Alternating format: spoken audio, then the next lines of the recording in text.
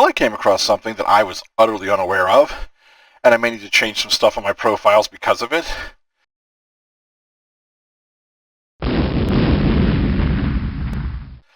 So long story short, I was working with a client. They were talking about going to military behavioral health specialists. Specifically that these individuals, because they're not governed by the federal, they're not governed by a state board, they're governed by the UCMJ and the directions of whoever the mental health board is within the DoD. They have very questionable confidentiality rulings or rules. As an example, this is for if you are a licensed counselor, licensed social worker, not working for the DoD, not working for the VA, private practice, and you have veterans. This is probably the number one reason it's so hard for them to show up. I found this out. The confidentiality is completely different. So, long story short, confidentiality, civilian side. You could have literally run over a bus full of nuns, hid their bodies in the forest. As long as you didn't do it in the present, it's confidential. You could cheat on your wife, you could be doing drugs, any number of things, it's confidential. Because you're not threatening to harm yourself, you're not threatening to harm others. And by threatening, I mean actually putting together acts and have a plan. You're not abusing children, you're not abusing elders, and somebody else isn't abusing you. Specifically doctors or licensed professionals. What I found out on the military side by talking to several different therapists and then looking it up was that in the informed consent, which is the forms that everybody fills out before they can see a therapist, in the military, it clearly states that if you have broken or if you have violated or broken any of the UCMJ statutes or standards, the therapist is required to report this to your command and to JAG.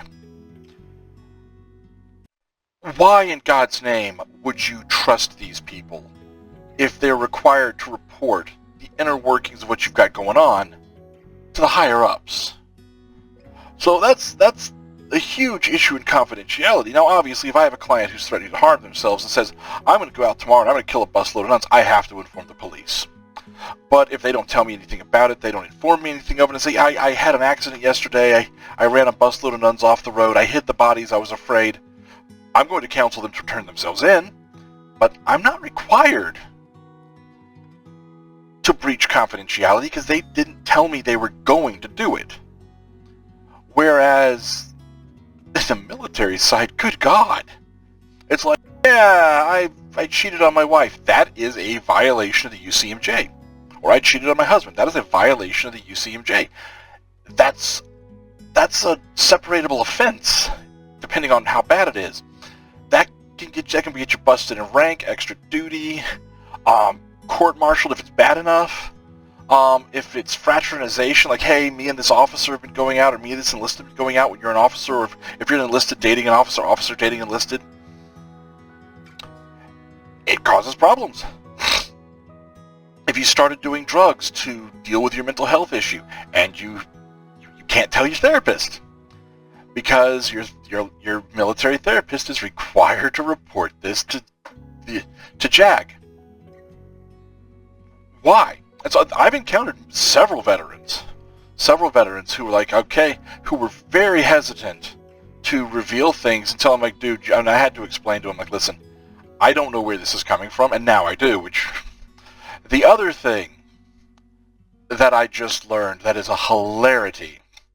So, when I joined the military in 2000, when I joined the Army in 2000, my MOS was 68 X-ray 10. Because that was, at that time, it was the 68 series, so the 68, 67, and 69 series were all Apache, avionics, mechanics, I was weapons and electrical. 2005 it changed to 15 X-ray, they changed it. I found out what a 68 X-ray is because I looked it up. Yeah, 68 X-ray currently in the Army is a behavioral mental health specialist, therapist. Apparently I still have the same MOS in real life? I don't get that. But I'm going to have to change on my thing, because now that I understand that that's the confidentiality standards inside the military, inside the Department of Defense and the governing bodies, yeah, I could see why that would make veterans very hesitant to want to talk and open up, because they're afraid that we're going to report them, because that's what the military version of us would do. Keep that in mind. That's majorly messed up, and I do not approve of that. It makes my job harder. My job's less difficult than it is for a non-veteran therapist, but it still makes my job harder, and it makes it substantially harder for somebody who isn't a veteran, who's working with veterans, because they're gonna run into that issue of, oh, well, seriously, show me on the drill sergeant bear where the bad therapist touched you. Seriously, I'm gonna have to do that now. Oh my God. But seriously, that is something that we got to deal with. That's something that we as therapists got to deal with. That's something we as veterans got to deal with. And understanding that there is a gross distrust of therapists because of what they are required to do by the government, by the governing body, by the DOD, by the UCMJ, by JAG, really brings a deeper understanding to why veterans do not want to touch mental health counseling until it's the absolute last resort. Seriously, guys, if you're a veteran, you're seeing this, for the love of God, we are not military therapists. We are governed by state boards. We have confidentiality that is nearly the same, if not the same, as a lawyer. You can tell us stuff. And as I tell you, on this end, confidentiality is higher than top secret. If you need to have a conversation, reach out, we're here. If it's a former military therapist, we might need to have a talk.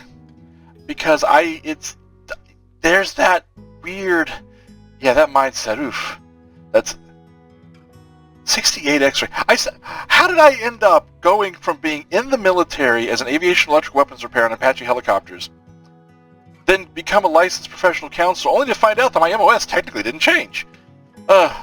Okay, I'm tweaking on that one. But anyways, hopefully this has been informative. Hopefully this brings some better understanding as to why veterans avoid, because I just learned this, and I had never encountered it. Hopefully this has been helpful and informative. If you like it, you share it, let other people know. That's how we're going to grow this channel. That's how we're going to grow the community and help veterans find the help and healing they deserve.